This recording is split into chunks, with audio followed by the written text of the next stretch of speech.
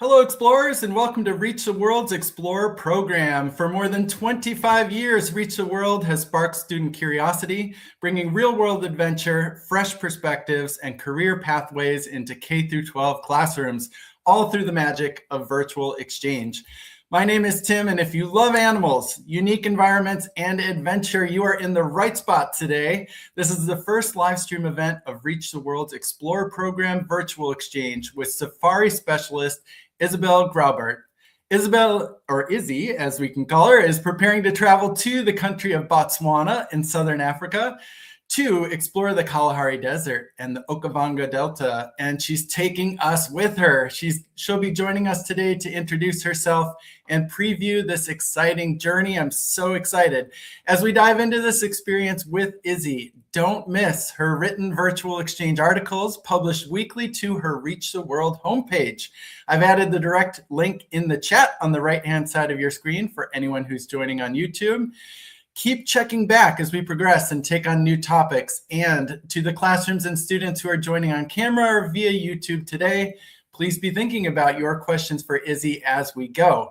If you're feeling brave and want to ask her a question, you'll have that opportunity today. We have K through 12 classrooms joining today from Alabama, Mississippi, Nebraska, New Jersey, Ohio, and Texas. A very warm welcome to you all. Thank you for joining us on this virtual exchange adventure.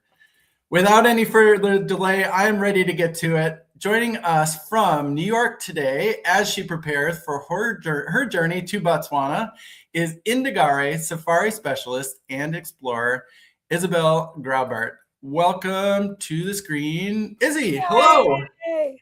Hi, Tim.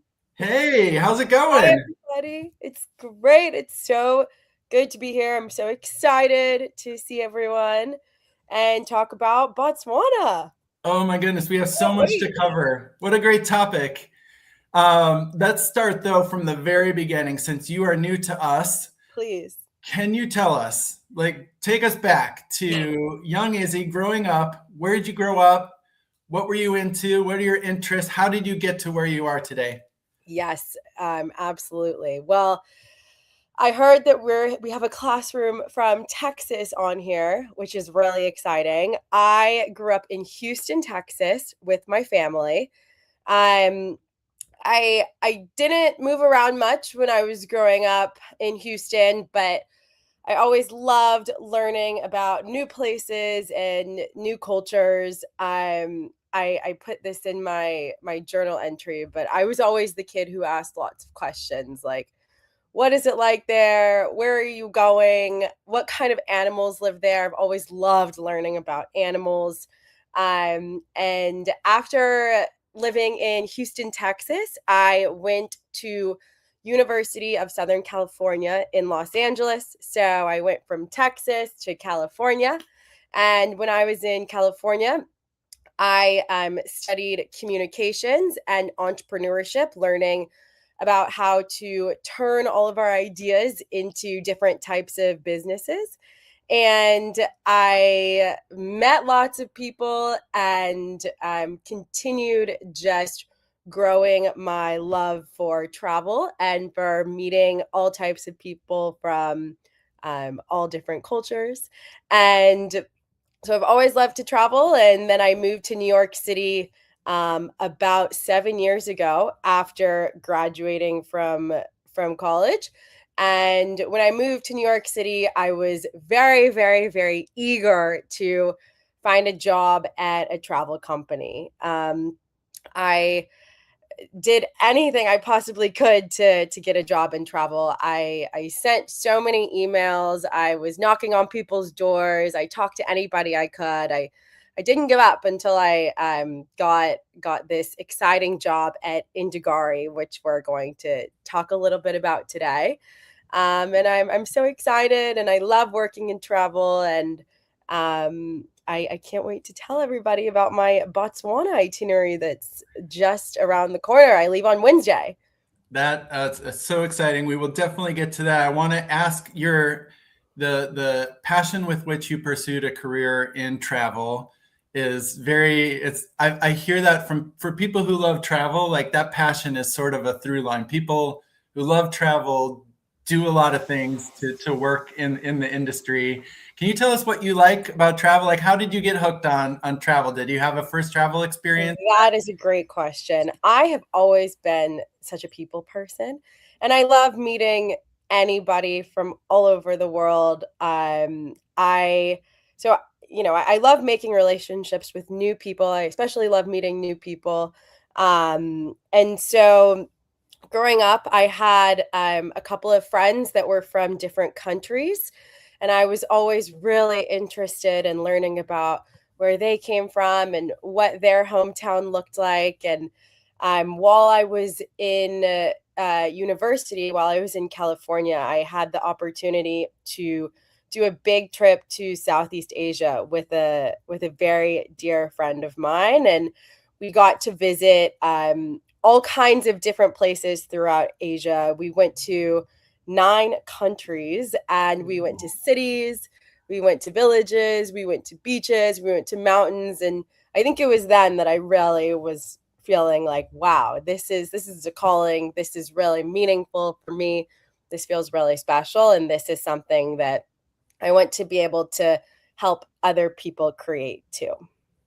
Excellent. Well, that's a great sort of segue into what you do now for your job. Can you tell us what Indagare is and what you do as a safari specialist? It sounds like a pretty cool job. I feel very proud and excited and lucky to work for such a cool company like Indagare. I have been doing this job now for 7 years, which is very exciting. I actually moved to New York because of this job. And way back in the day, 7 years ago, we had a big office in New York City. So I would go into the office every day. And essentially, what we do is we help people plan their travels all around the world. We do everything from, a small one night little quick trip to a 6 month adventure. I'm seeing all different continents and all different places. And so I have been able to help people travel just about all over the world on all 7 continents. And I have learned over the past 7 years that something I feel especially excited and passionate about is safari planning. And so, over the past couple of years, I have started to specialize in African safari planning, and that is kind of more recently where my main expertise lands. And so, I've been able to go to Kenya and Tanzania and South Africa and Mozambique and Rwanda, and now I am going to Botswana. So I'm very, very excited to take everyone on the journey with me. Excellent. I have a couple of pictures of you on safari, and I thought maybe we could Ooh. use these for you to describe like what we hear the word safari, and it means some different things to different people, and it may even mean different things in different countries. What is a safari? Will you tell us Such a generally great what it is? question. Yes, of course. So when I picture safari and I close my eyes and think about what does a safari look like, I am thinking about being totally remote in the wilderness, immersing yourself in nature. And so you are really entering the beautiful natural habitat of all of these animals and all of these ecosystems. And it's such a gift and a privilege to be able to see what that looks like and feels like without interrupting their happy place and happy ecosystems. And so um, being on safari feels like usually staying in some sort of tented accommodation, if you will. So like a proper tent with like a canvas setup and sleeping out under the stars sometimes and waking up really, really, really early in the morning, just when the animals are waking up around 5 a.m. and getting into a like 4x4 Jeep Land Cruiser car and driving out into the wilderness, into the plains, into the wide open space, and essentially searching for animals in their natural habitat. And so, in this photo right here, I'm looking at an elephant And you always want to keep your safe distance between you and the animal to, of course, out of protection for the animal.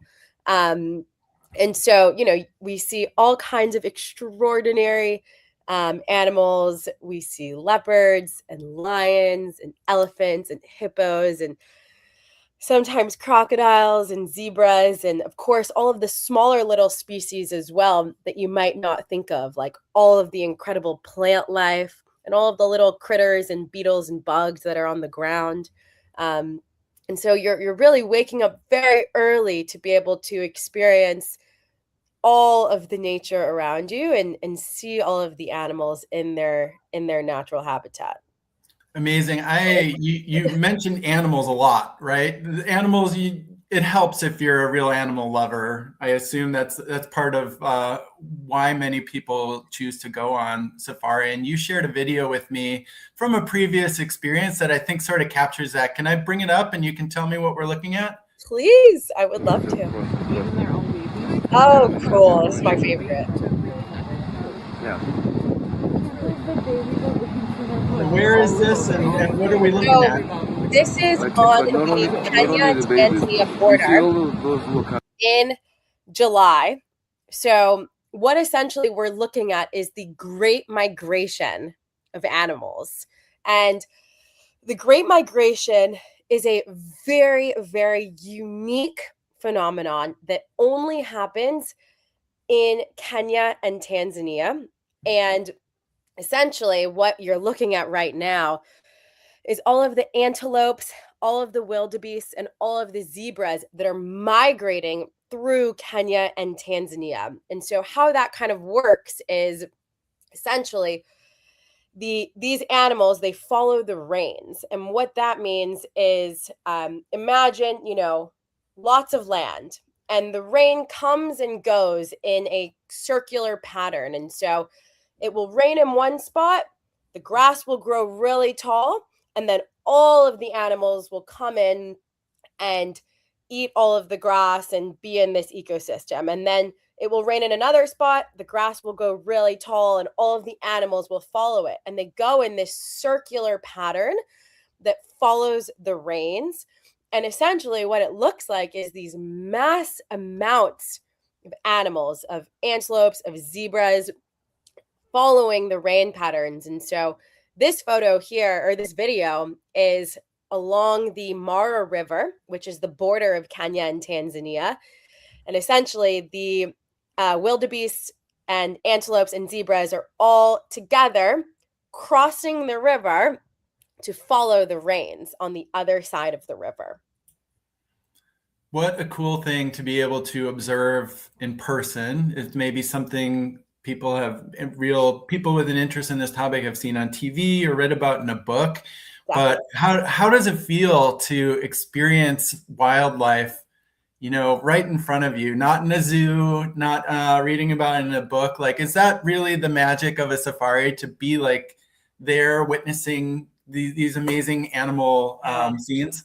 It is so special. And in my mind, it is such a gift to be able to see these natural migratory patterns that have existed as long as the earth has been around and animals have been on our planet. And so this is something that has happened forever and ever and ever, much longer than all of us have been alive. And so it's really special and incredible to be able to witness it with your two eyes. And I also I love being in the outdoors. I love being in nature, and I love feeling disconnected from all of the busyness that we have in our everyday lives. And so, we're living really busy lives for me here in New York. And so it's really nice to be able to go into the wilderness, see all of these animals in their natural habitat, and really just disconnect from the busyness of New York.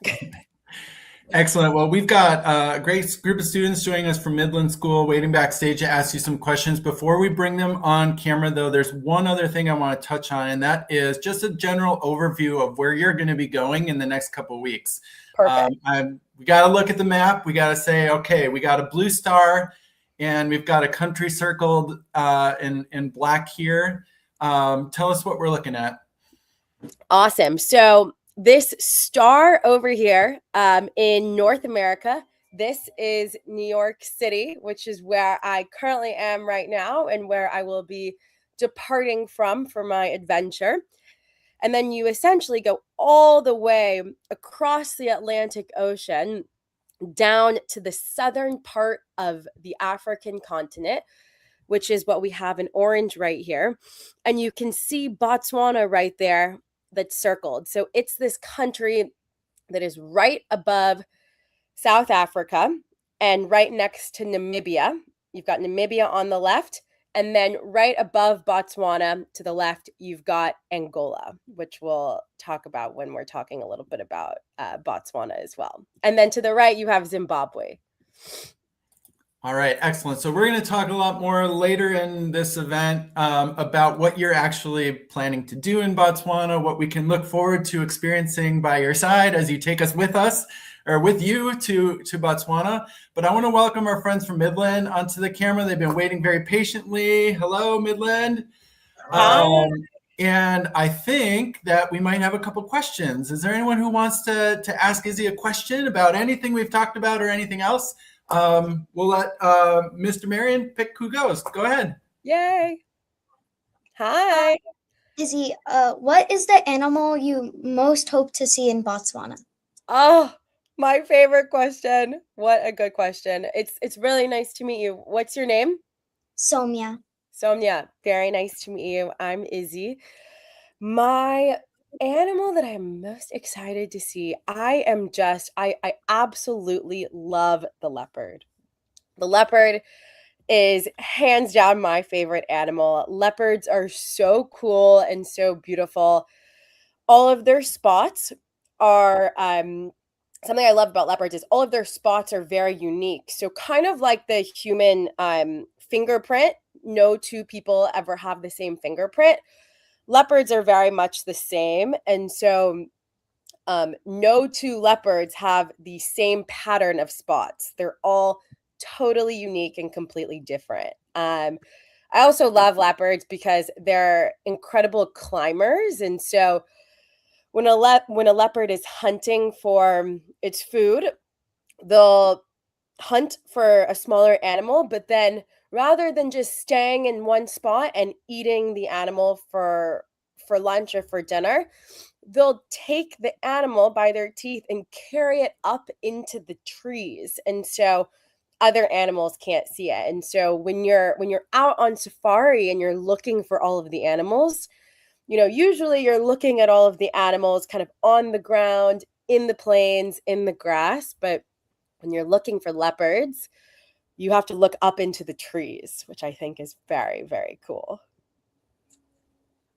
Thank you for the question. That was great. What a great question to kick us off with. Thank you very much. I saw some other hands. Whoever is next at Midland, please go ahead.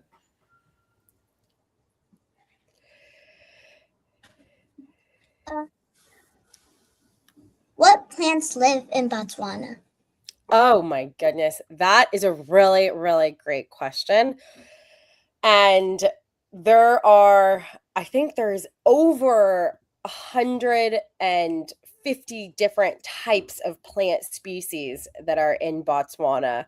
You have everything from grass to flowers to tons and tons and tons of different types of trees, and they all have their own role in the ecosystem. I think this is a question that I'll be excited to get back to you on once I'm actually in Botswana and I can tell you about all of the different types of plants that I'm seeing and finding on my adventure. You had, Izzy, just to add to that, you had hinted that rains and water play a pretty significant role in where animals are. Really. You're going in the next couple of weeks in April and May. What's going on in Botswana that might affect the plants and what's growing there? Really going to affect the plants. It's a great point and something that I was really excited to talk to everybody about today. So back when we were looking at the map, Botswana is in the very bottom of the African continent. And right above Botswana, you have Angola. And so essentially what happens in Botswana is there's tons and tons of rainfall in the Angolan highlands, the mountains of Angola, which is right above Botswana. And there's tons and tons of rainfall that happens in these mountains in Angola. And essentially, all of that rain trickles down south from Angola down to Botswana, into Botswana, and all of that rain results in floods that flood the entire area of Botswana that I'm going to, which is called the Okavango Delta. And this happens in March, April, May, and June when all of the water comes down from Angola into Botswana and just creates a huge floodplain. And so essentially, what that kind of looks like is imagine, water pouring onto a flat table, and then that water just spreads into lots of little streams and little pools around that table. And that's kind of what happens in Botswana. So the water comes down from Angola, it goes all throughout the land, and then it creates all of these little winding channels and lagoons, and small little islands are formed from the flood. And this is what happens during the flood season every year around March, April, May, June. And all of these floods bring tons and tons and tons of wildlife into the area. And so because of that, the Delta, which is where the flood is happening, is home to tons of amazing animals like elephants and hippos and crocodiles and tons of different species of plants, over 500 different species of birds, over 150 species of mammals, lots of fish, lots of reptiles. And because there's so much water and so much plant life that comes from the water, all of the animals come from around the area to drink the water and kind of live in this habitat. So it creates a really unique experience for Botswana that also allows you to see all the animals from a boat. Ooh, very interesting detail. I wonder if there will be follow-up questions about the use of boats in safaris, but I'm going to turn it back to Midland to get another question answered. Great question about plants. Brought up some great topics. Great Go ahead. What special equipment do you need for exploring Botswana? That is such a good question. I love this question. And what is your name? Sorry, I didn't hear it. What was your name? Adam. Izzy, very nice to meet you. And that was a great question. What type of equipment am I going to bring with me? So I will be bringing along with me my binoculars. So my binoculars that I'll be looking through to have a more close-up visual on all of the animals. Because like I said, you want to maintain a very safe amount of distance between you as a person and a car and the animal that's in their natural habitat. And so because we want to maintain lots of distance, I always love to bring my binoculars so that I have a better view up close of the animal, and you can see all of the real body of the animal. I will definitely be bringing a sun hat because it's really, really sunny in this part of the world. And so the sun is a lot stronger than where I live in New York City. And so I'll definitely want my sun hat to protect me from the sun. I'm also going to be bringing lots of neutral colored clothing. And so clothes that are beige or tan or brown or kind of green color, any color that can be found in nature. And the reason for this is because when you're going on a safari, we don't want to startle the animals. We don't want to disturb the animals. And so it's best if we do our best to blend in with the natural surrounding environment. And so therefore, it's best if you stick to the color tones of these neutral colors. I will also be bringing a rain jacket because it is very likely going to rain while I'm there, even though it should be pretty warm in the 70s and 80s during the middle of the day. there's oftentimes afternoon showers that will pick up, and so you'll want a rain jacket. But for the most part, I think when it comes to packing, layers is key. So, the weather changes very quickly from 50 degrees, where you are chilly in the morning and you want a sweater and a jacket, to, being super warm and sunny in the afternoon and you just need a t-shirt and shorts. So just having lots of layers to take on and take off is going to be very important for my packing. That was a great question. All right, excellent question. Do we have another question from Midland? All right, excellent. What animals don't get attracted by the flood? That is a really interesting question. Wow, I'm going to have to think about that. What animals don't get attracted by the flood? Off the top of my head, what I have to say is, because so much water is coming into the ecosystem from the flood, all of the animals need to drink water in order to stay alive. And so I can imagine that all different types of animals are coming and being attracted to the flood because they need water to live. In terms of what animals don't come because of the flood, that is a really, really brilliant question, and I am going to have to look into that while I'm in Botswana, and I will definitely let you know. Okay. Very good question. Excellent. Great question.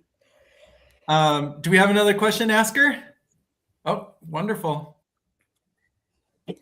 What's the most surprising thing you learned from the previous explorations? Oh, great question. One of my favorite facts is that all different types of groups of animals have different names. And so a group of lions is called a pride of lions, right? When you have lots of lions together, they're a pride of lions. When you have lots of elephants together, they're called a herd of elephants. But something that I didn't know until I went to Kenya about 5 years ago is, do you know what a group of zebras is called? It's called a dazzle, Dazzle, because all of the zebras together blend in with all of their stripes and they look like a dazzle. So that was something really interesting that I definitely did not know until I got to Kenya. Great question. Great question. I love that. A dazzle of zebras. I love that Cool. question. Do you think you'll see a dazzle of zebras in Botswana? I hope so. I think I will. I think I will. And it will be very cool to see a dazzle of zebras on a little island, like a little piece of land that is just surrounded by water. And so that little island of island landscape where you've got tons of water and then lots of animals on one little island is something that you only find in Botswana. And so I've never seen a dazzle of zebras in this environment before. Well, we will be hanging on with great anticipation to see if you find one. I will get lots and lots of photos. Fabulous. Do we have, from Mr. Marion's class, are there any more questions? I have a question. Yes, please. Yes.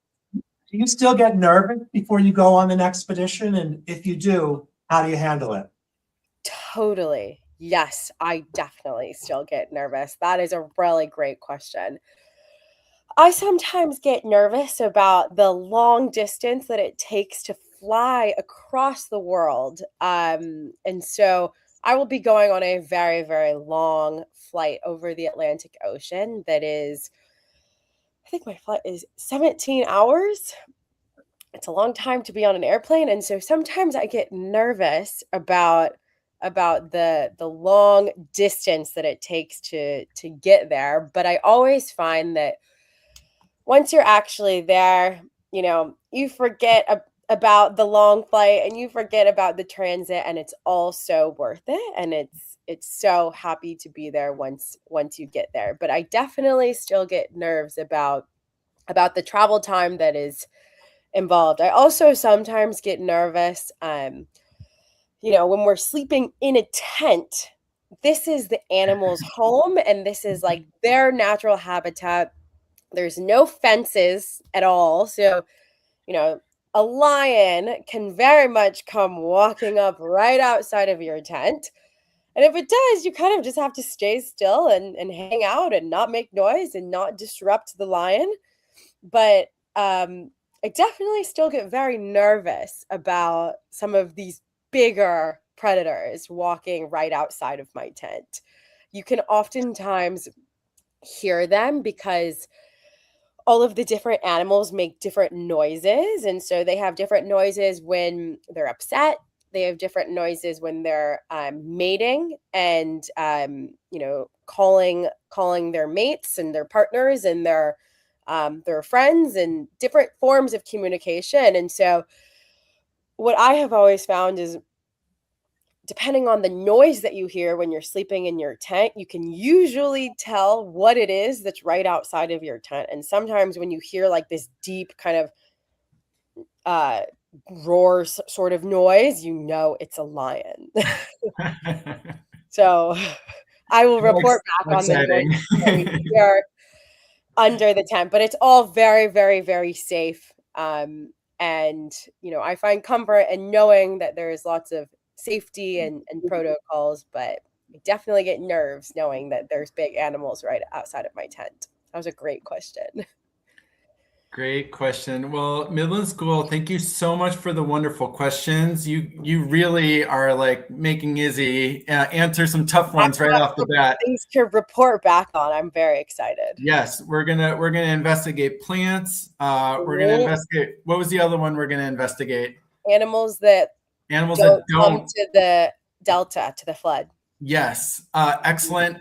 Can we just give a big good wave goodbye and thank you to Izzy for now? We'll have a chance to reconnect with her later. Thank you so much for joining us, Midland.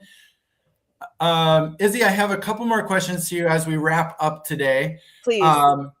First of all, everybody thinks about big animals when you talk about a safari. What is your favorite tiny creature or animal that you have encountered on a safari? That is a really great question. My favorite tiny animal that I've encountered while on safari. Let's see. So let me take a step back. So there's the big five, which some people may or may not heard of, but these are the main 5 animals that are in the African safari ecosystem. And so, oh my goodness, we're going to test on the big 5. We've got lions, we've got buffalo, we've got leopards, elephants. There's another one. Rhinos? But rhinos. Exactly, the rhinos. This is the big 5. And something that people don't always talk about is there's a big 5, but there's also the little 5. Ooh. And so the little 5 are, in my opinion, just as cool and interesting. And so the little 5, let me see if I can name all of them.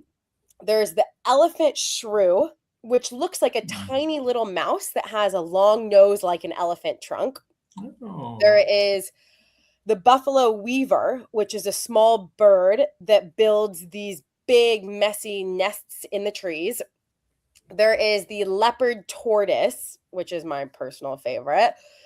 And this is a very slow-moving tortoise that has like a really beautiful spotted shell that looks like a leopard. There's the antlion, which is this tiny little beetle that catches ants. And then the last one is escaping me. But I think it's the rhino beetle. But essentially, my favorite small little animal is the leopard tortoise.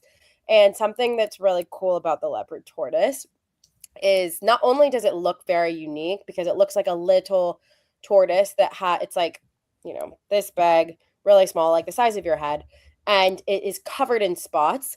And whenever they feel afraid, one of their defense mechanisms is if a big animal is coming near it, or if it feels threatened at all and it's scared, it urinates everywhere as a defense mechanism, which I always thought was really interesting. So I'm very hopeful to see an elephant, a leopard tortoise.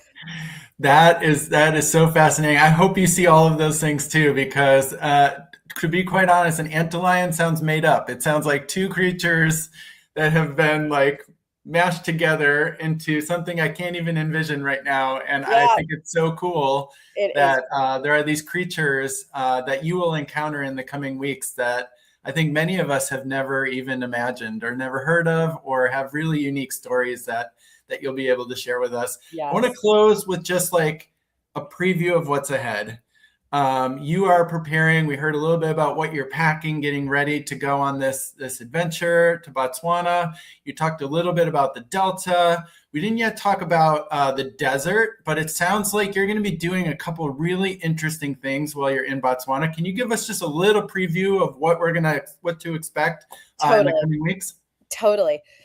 So what I'll be doing is I'm going into the Okavango Delta, and like we talked about, this is where you've got all of the water that's covering the land and creating all of these little channels and little islands everywhere, the floodplains. And what I'm really excited to do while I'm in the Okavango Delta is to go on safari by boat. And so the boats that are used in Botswana are called makoros, and they're essentially like little canoes, if you will. So it's really cool because you get to take a boat around the floods, and you get to see all of the animals from the perspective of the boat. And so, of course, you know, I hope to see lions and leopards and elephants and rhinos, but what you also get to see in a boat, which is very unique, is all of the all of the life that is underwater. So all of the fish, all of the plant species, and all of the water living critters that you get to see specifically because it's Botswana, which I'm really, really excited about. So I'll be spending a lot of time on a boat.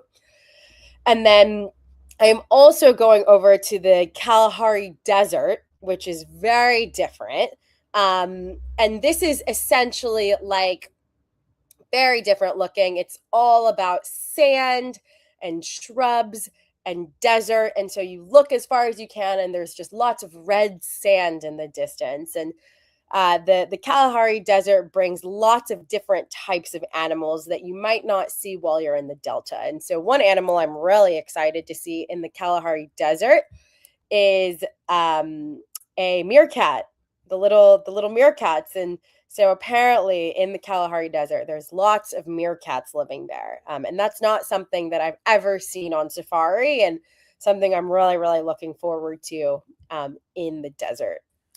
That sounds amazing. Every individual piece of that sounds amazing. And as a whole, it's so exciting over the next couple of weeks that we get to sort of follow along and experience this through your eyes and ears. How exciting. And I was excited to hear too, the thing you're looking forward to the most, riding the boats. That seems like a fairly unique thing to do in Botswana. What an interesting place to explore. Very excited for the boats. I can't wait. And I've only heard stories, but what I'm really excited about is hopefully seeing lots of hippos from the boat. But you don't want to get too close to a hippo. You do not, on land or in water. Never. Very, very powerful animals. What a great preview of your expedition ahead, Izzy. Thank you so much. Thank you so much to our friends at Midland for joining us on camera today. It's really great to meet you and to hear your excellent questions. We are just getting started on this expedition. We're going to be back in 2 weeks, and we're going to connect live twice in 1 week with Izzy while she is in Botswana. She's going to be joining us from 2 different places, the places she described, and she's going to show us what she's been experiencing, what she's seeing, what she's hearing. All of these things we're really curious about learning through her eyes as she goes on this exciting expedition. So be sure that you tune in, you pay attention to the new articles that she's posting. We're going to post an article today about these modes of transportation that she's anticipating using. So there's so much more to go on this expedition. Stay tuned. Check back for those articles. The link to Izzy's homepage is in the chat on the right-hand side of the screen. So make sure that you check back there. And we're going to reconvene with plenty of more exploration and plenty more chance to ask Izzy our questions as we go on this expedition. But for now, we have to let her go. She's got to go on with her work day. Izzy, safe travels to you to Botswana. That's a pleasure. We can't wait to reconnect with you. And students, until next time, stay curious, keep exploring. Goodbye to you all. We'll see you next time. Thank you so much. See you when I'm in Botswana.